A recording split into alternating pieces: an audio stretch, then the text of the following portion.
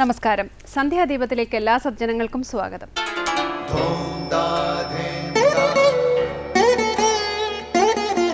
ശുഭം ഭവതു കല്യാണമായുസാരോഗ്യവർദ്ധനം സർവദുഃഖ വിനാശായ സന്ധ്യാദീപം നമോസ്തുതേ.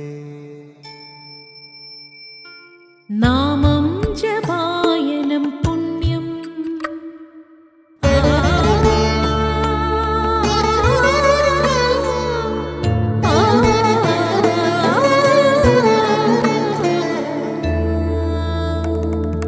നാമം ജപായനം പുണ്യം നിരുപമദീപാങ്കുരം പോലെ സ്വരശ്രുതിലയവരമതുലം ദീവാങ്കണം മോക്ഷസംഗീതസാരം നീളും വഴിത്താരയിൽ ജീവതാരം മന്ത്രാലാപം മായാവിൻ നിൻ പ്രസാദം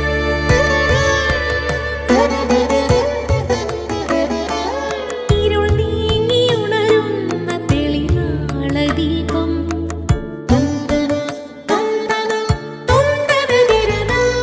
ഇരുൾ നീങ്ങിയുണരുന്ന തെളിനാളദീപം പ്രണവാമൃതം ചൊരിയുന്ന ദീപം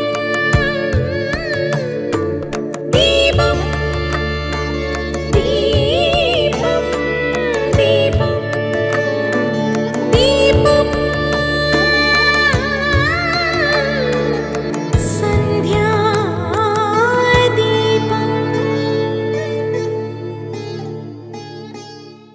ഈശ്വരനോട് അടുക്കാനും നന്മയിലേക്ക് ഉയരാനുമുള്ള ഒരു അപൂർവ അവസരമാണ് മനുഷ്യജന്മം. നശ്വര വസ്തുക്കൾക്ക് പിന്നാലെ അലഞ്ഞു നടന്ന് ജീവിതം വ്യർത്ഥമാക്കാതെ നമ്മൾ ഓരോ നിമിഷവും വിവേകപൂർവ്വം വിനിയോഗിക്കണം.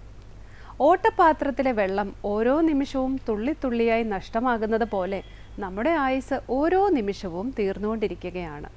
ഓരോ ജന്മദിനവും വരുമ്പോൾ നമ്മൾ ആഹ്ലാദിക്കാറുണ്ട്. എന്നാൽ നഷ്ടമാകുന്ന സമയത്തെക്കുറിച്ച് ജാഗ്രതയോടെ ബോധവാനാകാനുള്ള അവസരമാണ് ഓരോ ജന്മദിനവും. ആത്മസാക്ഷാത്കാരം എന്ന ജീവിത ലക്ഷ്യത്തോട് നമ്മൾ അടുത്തുകൊണ്ടിരിക്കുകയാണോ, അതോ ലക്ഷ്യം മറന്ന് വ്യാമോഹങ്ങളിൽ കുടുങ്ങിപ്പോയിരിക്കുകയാണോ എന്ന് നമ്മൾ ആലോചിക്കണം. സ്വയം ഉണർന്ന് അവശേഷിച്ചിരിക്കുന്ന സമയമെങ്കിലും ശ്രദ്ധാപൂർവം വിനിയോഗിക്കാനുള്ള നിശ്ചയദാർഢ്യം നാം എടുക്കണം. ആ ലക്ഷ്യത്തിലേക്കായി നമ്മുടെ സർവശക്തിയും പ്രയോജനപ്പെടുത്തണം. തുടർന്ന് ശ്രീ കാവാലം ശ്രീകുമാർ ഭജഗോവിന്ദം ആലപിക്കുന്നത് കേൾക്കാം.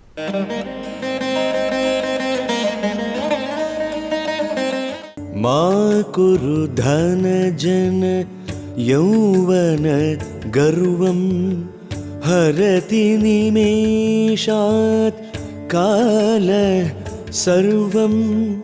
മാ കുരു ധനജന യൗവന ഗർവം ഹരതി നിമേഷാത് കാലഃ സർവം.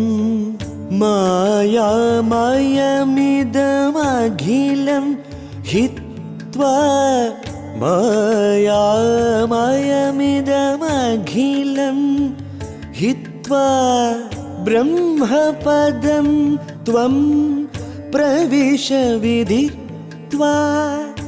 ബ്രഹ്മപദം ത്വം പ്രവിശ വിദിത്വാ. ഭജ ഗോവിന്ദം ഭജ ഗോവിന്ദം ഗോവിന്ദം ഭജ മൂഢമതേ. അടുത്തതായി ശങ്കര സ്തോത്രാമൃതം. ധനം, ജനം, യൗവനം മുതലായി ഗർവത്തിനാസ്പദമായ സകലതിനെയും നിമിഷ നേരം കൊണ്ട് കാലൻ അഥവാ കാലം ഹനിക്കും. എല്ലാം കാലത്തിന് വശഗതങ്ങളാണ്. കാണുന്നതെല്ലാം നഷ്ടപ്പെടാൻ ഒരു നിമിഷം മതി. മായാമയമായ എല്ലാത്തിനെയും ഉപേക്ഷിച്ച് ബ്രഹ്മപദത്തെ അറിഞ്ഞ് പ്രവേശിച്ചാലും എന്നുപദേശിക്കുന്ന ഭജഗോവിന്ദത്തിലെ 5-ാമത്തെ ശ്ലോകമാണ് ഇന്ന് ശങ്കര സ്തോത്രാമൃതത്തിൽ സ്വാമി ചിദാനന്ദപുരി വിവരിക്കുന്നത്.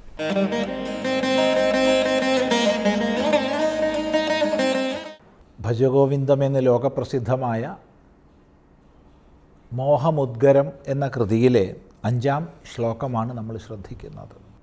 മാ കുരു ധനജന യൗവന ഗർവം ഹരതി നിമേഷാത് കാലഃ സർവം.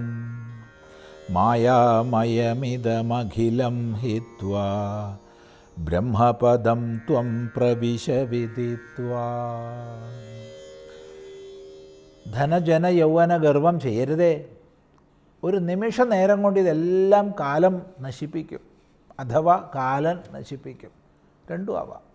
കാലഗതിയിലാണ് ധനികൻ ദരിദ്രനാവുന്നത്, ദരിദ്രൻ ധനികനാവുന്നത്, സ്വരൂപൻ വിരൂപനാവുന്നത് വിപരീതമായും.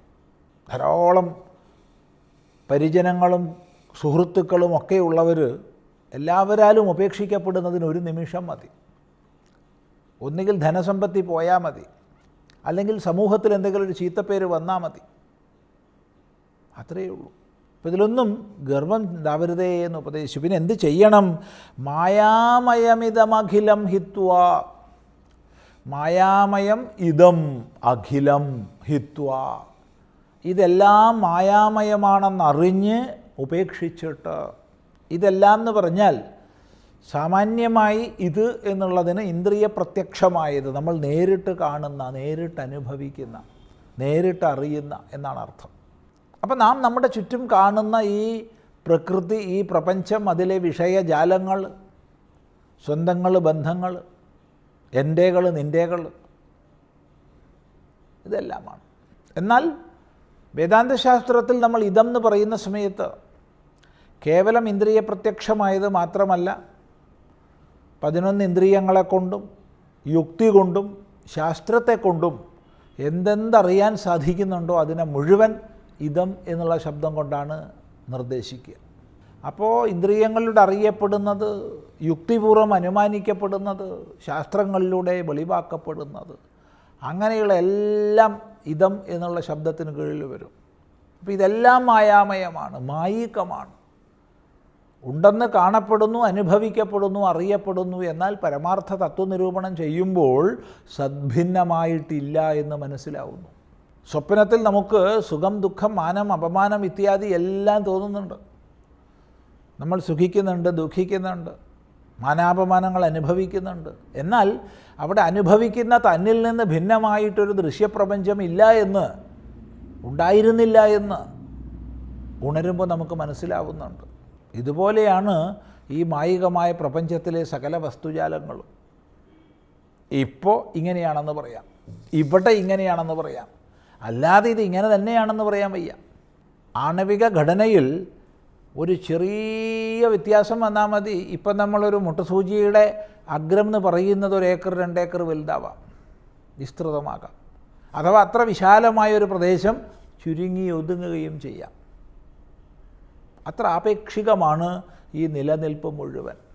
അതുകൊണ്ട് ഇതെല്ലാം മായാമയമാണെന്ന് മനസ്സിലാക്കി ഇതിലുള്ള അഭിമാന താദാത്മ്യത്തെ ഉപേക്ഷിച്ച് ഇത് ഞാൻ, ഇതെൻ്റേത് എന്നുള്ള അഭിമാന മമത്വങ്ങളെ ഉപേക്ഷിച്ച് എന്ത് വേണം? ത്വം നീ ബ്രഹ്മപദം പ്രവിശ. ബ്രഹ്മപദത്തിലേക്ക് പ്രവേശിച്ചാലും. ഇവിടെ ബ്രഹ്മപദത്തിലേക്ക് പ്രവേശിക്കുക എന്ന് പറയുമ്പോൾ അത് അന്യമായ എവിടെയോ പോവുകയല്ല.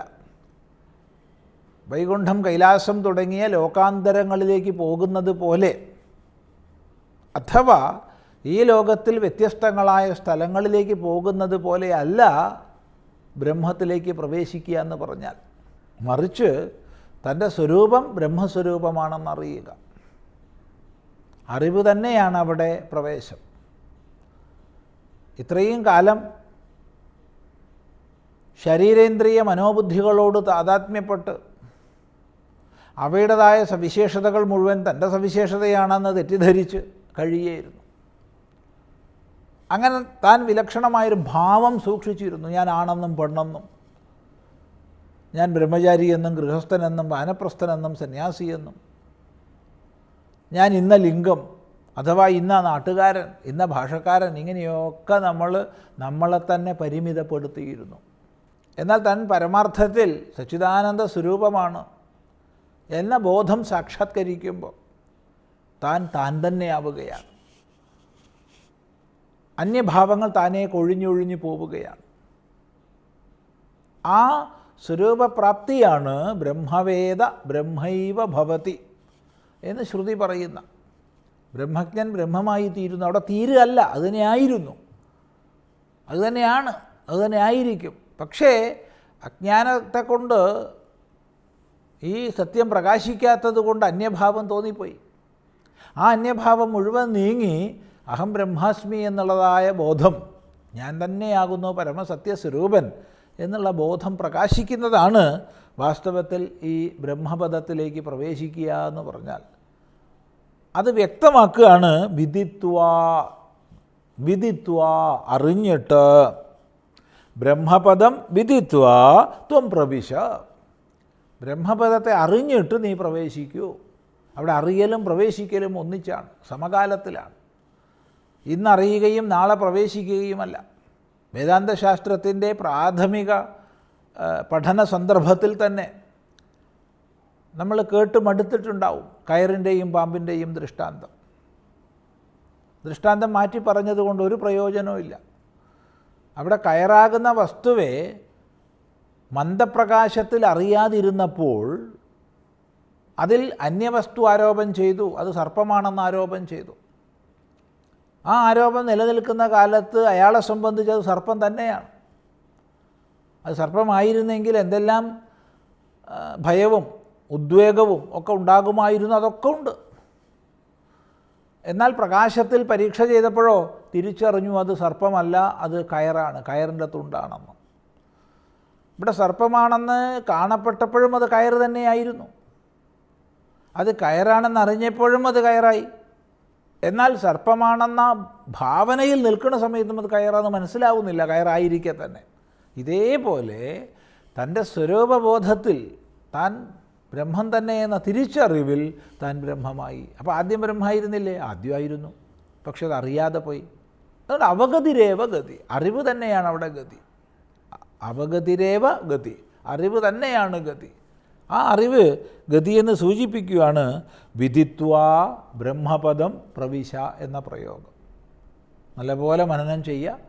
തുടർന്ന് നമുക്ക് അടുത്ത പ്രാവശ്യം ശ്രദ്ധിക്കാം.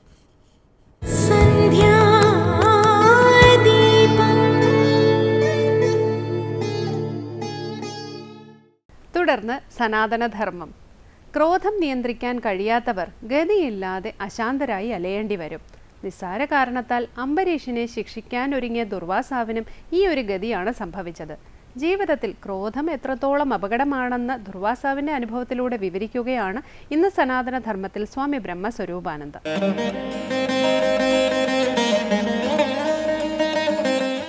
ഓം നമോ ഭഗവതേ വാസുദേവായ. എല്ലാവർക്കും എൻ്റെ പ്രണാമം. നമ്മളിപ്പോൾ നവമസ്കന്ധത്തിലെ അംബരീഷിൻ്റെ അരികിലെ കൃത്തിയെ സൃഷ്ടിച്ച് അംബരീഷനെ നിഗ്രഹിക്കാൻ ശ്രമിച്ച ദുർവാസാവ് മഹർഷിക്ക് സുദർശനചക്രത്തിൽ നിന്ന് എങ്ങനെ രക്ഷ നേടാം, അംബരീഷൻ സുദർശനചക്രം വഹിക്കുകയും അത് തൻ്റെ കൃത്യയെ നിഗ്രഹിക്കുകയും ഒപ്പം ദുർവാസാവിൻ്റെ പുറകെ അത് വരികയും ചെയ്തു. ഇപ്പം സത്യലോകത്ത് ബ്രഹ്മദേവൻ്റെ അരികിൽ ചെന്നു, രക്ഷയില്ല. പിന്നിനി അടുത്തത് എവിടെയാണ് ചെല്ലുന്നത്? അങ്ങ് കൈലാസത്തിൽ ചെന്നു, രുദ്രദേവൻ്റെ അരികിൽ ചെന്നു. അവിടെ ചെന്നപ്പോഴും പറയുകയാണ്, എന്നെ രക്ഷിക്കണം, കാലം എന്താണെന്ന് വിഷ്ണു ചക്രദേവസനാൽ ദഹിക്കപ്പെടാൻ പോകുന്ന എന്നെ കൈലാസനാഥനായിരിക്കുന്ന വലിയ ഭഗവാനെ അവിടുന്ന് എന്നെ കൈവെടിയരുത്, ബ്രഹ്മദേവൻ എന്നെ കൈവെടിഞ്ഞു, അങ്ങ് എന്നെ കൈവെടിയരുതേ, അങ്ങേ ഞാൻ ശരണം പ്രാപിച്ചിരിക്കുന്നു, ശാദിമാം താം പ്രപന്നം, എന്നെ രക്ഷിച്ചാലും, എങ്ങനെയെങ്കിലും എന്നെ രക്ഷിച്ചാലും എന്ന് പറയുന്നു. ഉടനെ പറയുകയാണ്, വയം മദാത പ്രഭവാമ ഭൂമ്നി യസ്മിൻ വരേണ്യപ്പി ജീവകോശാഹ ഭവന്തി കാലേ ന ഭവന്തി കീദൃശ സഹസ്രശോ യത്ര വയം പ്രമാമഹ. രക്ഷിക്കണമെന്ന് പ്രാർത്ഥിച്ച ദുർവാസാവിനോട് ശ്രീ ശിവൻ അരുളി ചെയ്തു, ഹേ വത്സ, ഞങ്ങൾ യാതൊരു ബ്രഹ്മാണ്ടത്തെ ചുറ്റിത്തിരിയുന്നുവോ, ഏതൊരു ബ്രഹ്മാണ്ടത്തെയാണ് ഞങ്ങളെല്ലാം ചുറ്റിത്തിരിയുന്നത്, ഇതുപോലുള്ള അനന്ത ബ്രഹ്മാണ്ടങ്ങൾ, അനന്തമായിരിക്കുന്ന അനേകം ബ്രഹ്മാണ്ടങ്ങൾ സൃഷ്ടികാലത്തിൽ യാതൊരു ഭഗവാനിൽ നിന്നാണോ ഉത്ഭവിച്ചിരിക്കുന്നത്, ഞങ്ങളെല്ലാവരും യാതൊരു ബ്രഹ്മാണ്ടത്തെ ചുറ്റിത്തിരിയുന്നോ ഇങ്ങനെയുള്ള അനേക ബ്രഹ്മാണ്ടങ്ങൾ തന്നെ സൃഷ്ടികാലത്തിൽ ഏതൊരു ഭഗവാനിൽ നിന്നാണോ ഉത്ഭവിച്ചിരിക്കുന്നത്, ഏതൊരു ഭഗവാനാണോ ഈ ലോകത്തിന് അത്രയും ദയ നൽകിയിരിക്കുന്നത്, സംഹാരകാലത്തിൽ യാതൊന്നിലാണോ ഇതെല്ലാം ലയിച്ചു ചേരുന്നത്, ഇതെല്ലാം യാതൊന്നിൽ ലയിച്ചു ചേരുന്നുവോ ലയിക്കുന്നുവോ ആ ഭഗവാന്റെ സങ്കല്പത്തിനെതിരായിട്ട്, ആ ഭഗവാനെതിരായിട്ട്, ആ ഭഗവാന്റെ സങ്കല്പത്തിനെതിരായിട്ട് നടക്കാനോ അല്ലെങ്കിൽ അതിനെതിരായിട്ട് പ്രവർത്തിക്കാനോ അല്ലയോ ദുർവാസാവേ ഞങ്ങളെല്ലാം അശക്തരാണ്. ഞങ്ങളാരും ആ തേജസ്സിനാൽ രക്ഷിക്കാൻ, തേജസ്സിനാൽ നിങ്ങളെ രക്ഷിക്കാൻ അശക്തരാണ്. മനസ്സിലായല്ലോ? ബ്രഹ്മദേവൻ കൈയൊഴിഞ്ഞു, ഇനിയിപ്പോൾ രുദ്രദേവനും കൈയൊഴിഞ്ഞു. തെറ്റ് ചെയ്തത് ശരിയായ തെറ്റല്ല ചെയ്തത്. ക്രോധം കൊണ്ട് ആവശ്യമില്ലാത്ത പൗരുഷമില്ലാത്ത വാക്കുകൾ അത്രയും പറഞ്ഞു. അവസാനം എന്തായി? കൃത്യയെ പൗരുഷമില്ലാത്ത വാക്കുകൾ പറഞ്ഞെന്ന് മാത്രമല്ല, കൃത്യയെ സൃഷ്ടിച്ച് നിഗ്രഹിക്കാൻ കൂടി ശ്രമിച്ചു. അവിടുന്നെല്ലാം എന്ത് ചെയ്തു? സുദർശനമെന്ന് പറയുന്ന ചക്രം എന്ത് ചെയ്തു? അംബരീഷനിൽ നിന്ന് നിർഗളിച്ച് ദുർവാസാവിൻ്റെ പുറകെ സഞ്ചരിച്ച് ലോകങ്ങളെല്ലാം സഞ്ചരിച്ച് ഇപ്പോൾ കൈലാസപർവ്വതത്തിൻ്റെ അവിടം വരെ എത്തിച്ചേർന്നു. എന്നിട്ടും രക്ഷയില്ല. നമ്മളും ഇതേപോലെയാണ്. ആവശ്യമില്ലാത്ത ക്രോധങ്ങളൊക്കെ ഉണ്ടാക്കി, വീട്ടിൽ പ്രശ്നങ്ങളുണ്ടാക്കി, വീട് വിട്ടിറങ്ങി വേറെ പലയിടത്തും ചെല്ലുമ്പോൾ അവർ പറയും ഇവിടെ വന്നിങ്ങനെ നിൽക്കേണ്ട, സ്വന്തം വീട്ടിലേക്ക് തിരിച്ചു പോകാൻ പറയും. സ്വന്തം വീട്ടിലിട്ട് പോകാനും പറ്റില്ല, ഇറങ്ങിയെടുത്തോട്ട് തിരിച്ച് ചെല്ലാനും പറ്റില്ല, എന്നാൽ വേറെ എങ്ങും നമ്മളെ സ്വീകരിക്കുന്നുമില്ല. ഈ ഗതി വരുത്തുന്നത് എന്തുകൊണ്ടാണ്? ദുർവാസാവിന് പറ്റിയ കോപം പോലെ നമ്മളിലും ചില കോപം കൊണ്ട് എങ്ങും ഗതിയില്ലാതായിത്തീരുന്നു. സ്വയം ആലോചിക്കുക. കോപത്തെ നിയന്ത്രിക്കാൻ കഴിഞ്ഞില്ലെങ്കിൽ ഗതിയില്ലാത്ത അവസ്ഥ ദുർവാസാവിന് പറ്റിയ പോലെ നമുക്കും പറ്റുമെന്ന് ഭാഗവതം പഠിപ്പിക്കുകയാണ്. ഇനി അടുത്തതോ പറയുകയാണ്, ഞങ്ങളെല്ലാവരും സർവജ്ഞനായിരുന്നിട്ട് പോലും ഞങ്ങൾക്ക് ആർക്കും ഇതിന് സാധിക്കുന്നില്ല എന്നെല്ലാം പറഞ്ഞതിന് ശേഷം അടുത്തത് എവിടെയാണ് എത്തിച്ചേരുന്നതെന്നുള്ള കാര്യവും പറയുകയാണ്. സന്ദഹ്യമാനോ അജിതശസ്ത്രവഗ്നിന തത്പാദമൂലേ പതിതസവേ വധു ആഹാച്യുതാനന്ദസദീപ്സിത പ്രഭോ കൃതാഗസം ഹി വിശ്വഭാവന. കൃതാഗസം മാ അവഹി വിശ്വഭാവന എന്നാണ് പറയുന്നത്. അവഹി മാം അവഹി, എന്നെ രക്ഷിച്ചാലും. ക്രോധം കൊണ്ടുണ്ടായ അനർത്ഥങ്ങളിൽ ചെന്ന് അവസാനം ചാടിയിട്ട് പറയുകയാണ് മാം അവഹി, എന്നെ എപ്പോഴും രക്ഷിക്കണം. വിശ്വഭാവന, വിശ്വത്തിന് മുഴുവൻ തുല്യമായ ഭാവനയോട് കൂടിയിരിക്കുന്ന, ആരാലും ജയിക്കപ്പെടാതിരിക്കുന്ന ഭഗവാന്റെ സുദർശന ചക്ര അഗ്നിയിൽ, അതിൻ്റെ അഗ്നിജ്വാലയിൽ ഏറ്റവും തപിക്കപ്പെട്ടിരിക്കുന്നവനാണ് അല്ലയോ ഭഗവാനെ ഞാനിപ്പോൾ ഏറ്റവും തപിക്കപ്പെട്ടവനാണ്. ആ ജ്വാലയിൽ നിന്ന് എന്നെ രക്ഷിക്കണം. എന്താണ്? അതിനിമിത്തം സർവ്വ അവയവങ്ങളും വിറച്ചുകൊണ്ടിരിക്കുകയാണ്. ഇപ്പം എന്നെ സുദർശന ചക്രത്തിൻ്റെ ജ്വാല വിഴുങ്ങുമെന്ന് കണ്ടിട്ട് എൻ്റെ അവയവങ്ങളെല്ലാം വിറച്ചുകൊണ്ടിരിക്കുകയാണ്. പിന്നെയോ ദുർവാസാമുനി ശ്രീ ഭഗവാന്റെ പാദമൂലങ്ങളിൽ ചെന്ന് വീണു. ഏത് ഭഗവാനാണ്? വിഷ്ണു ഭഗവാന്റെ പാദമൂലങ്ങളിൽ ചെന്ന് വീണിട്ടോ ഏ അച്യുത, ഏ അനന്ത, ഏ സജ്ജനങ്ങളാൽ പ്രാർത്ഥിക്കപ്പെടുന്ന ലോകരക്ഷകനായിരിക്കുന്ന ഭഗവാനെ എന്നൊക്കെ പറഞ്ഞിട്ട് അങ്ങയുടെ ഭക്തനിൽ അപരാധം ചെയ്തിരിക്കുന്ന എന്നെ നിന്തിരുവടി തന്നെ രക്ഷിക്കണമേ എന്ന് പ്രാർത്ഥിക്കുകയാണിവിടെ. അവിടുന്നല്ലാതെ അങ്ങയുടെ ഭക്തനോട് ഞാൻ അപരാധം ചെയ്തു പോയി, അതുകൊണ്ട് നിന്തിരുവടി തന്നെയാണ് എനിക്ക് ശരണം എന്ന് പ്രാർത്ഥിക്കുന്നു. നോക്കുക, ഭക്തന്മാരായിരിക്കുന്ന നാം ഓരോരുത്തരും നമ്മൾ ചെയ്യുന്ന കർമ്മങ്ങൾ അത്രയും ഇതുപോലെ ഗത്യന്തരമില്ലാതായി തീർന്നു കഴിഞ്ഞാൽ ഒരേ ഒരു ആശ്രയസ്ഥാനം ആരാ? വിഷ്ണു ഭഗവാൻ തന്നെയാണ്. വിഷ്ണു ഭഗവാനെ ശരണം പ്രാപിച്ച ദുർവാസാവ് മഹർഷി ഇപ്രകാരമാണ് പ്രാർത്ഥിച്ചത് അത്രയും. ഏ അച്യുത, ഏ അനന്ത എന്ന് പ്രാർത്ഥിച്ചിട്ട് പറഞ്ഞ വാക്കെന്താ? സജ്ജനങ്ങളാൽ പ്രാർത്ഥിക്കപ്പെടുന്ന ലോകരക്ഷകനായ പ്രഭു എന്നാണ് പറഞ്ഞിരിക്കുന്നത്. സജ്ജനങ്ങളാണ് ഭഗവാനെ പ്രാർത്ഥിക്കുന്നതെന്നർത്ഥം, ദുർജനങ്ങളല്ല. സജ്ജനങ്ങൾക്ക് എന്താ? ശാന്തി ലഭിക്കുന്നത് ഭഗവത് പ്രാർത്ഥനയിലൂടെയാണ്. അതുകൊണ്ട് നിരന്തരം അവർ പ്രാർത്ഥിച്ചു കൊണ്ടിരിക്കുന്നു സജ്ജനങ്ങൾ. സജ്ജനങ്ങളാൽ പ്രാർത്ഥിക്കപ്പെടുന്ന ലോകരക്ഷകനായിരിക്കുന്ന അല്ലയോ ഭഗവാനെ, അങ്ങയുടെ ഭക്തനിൽ അപരാധം ചെയ്തിരിക്കുന്ന എൻ്റെ അപരാധത്തെ ക്ഷമിച്ചുകൊണ്ട് ചക്രത്തിൻ്റെ അഗ്നിജ്വാലയിൽ നിന്ന് എന്നെ രക്ഷിച്ചാലും എൻ്റെ അവയവങ്ങളെല്ലാം അങ്ങ് വിറച്ചുകൊണ്ടിരിക്കുകയാണ്, പരിതാപകരമാണ് എൻ്റെ അവസ്ഥയെന്ന് വിഷ്ണു ഭഗവാന്റെ പാതാരബിന്ദങ്ങളെ പ്രണമിച്ചുകൊണ്ട് ആര് പ്രാർത്ഥിച്ചു? ദുർവാസാവ് പ്രാർത്ഥിച്ചു.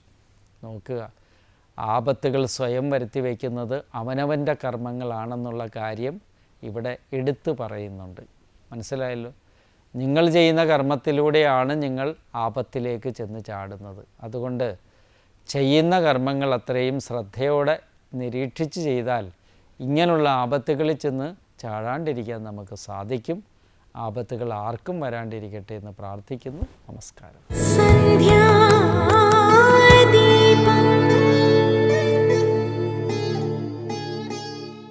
അടുത്തതായി ദീപാരാധനയാണ്. ക്ഷേത്ര സന്നിധിയിലെത്തി മംഗളാരതി തൊഴുത് ഇന്നത്തേക്ക് മടങ്ങാം. എല്ലാവർക്കും നമസ്കാരം.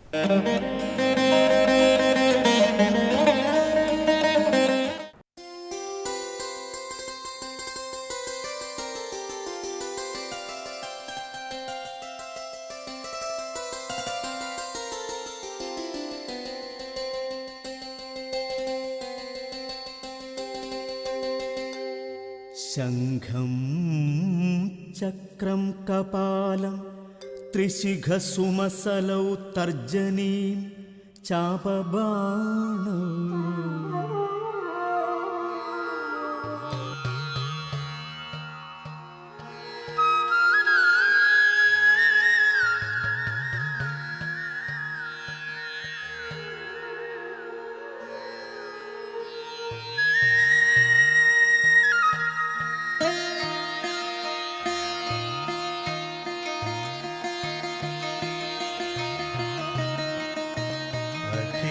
ഭുവനദീപം ഭക്തചിത്താബ്ജസുരം സുരമുനിഗണസേവ്യം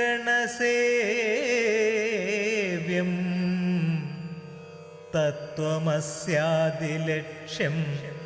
ഹരിഹരസുതമീശം